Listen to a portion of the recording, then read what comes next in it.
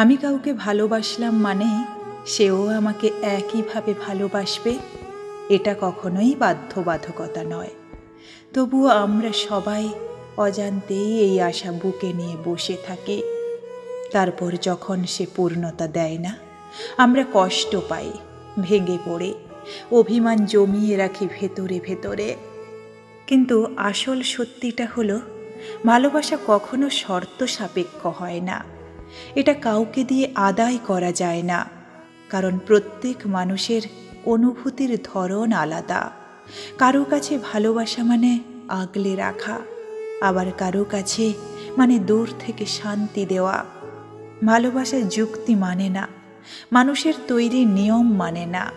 এটা এক অদ্ভুত অনুভূতি, যেখানে হিসাব চলে না, কেবল অনুভব করা যায়। তাই ভালোবাসায় জোর নেই, আছে শুধু এমন এক টান, যেটা বুঝে ফেললে সব অভিমান হারিয়ে যায় নিমেষে।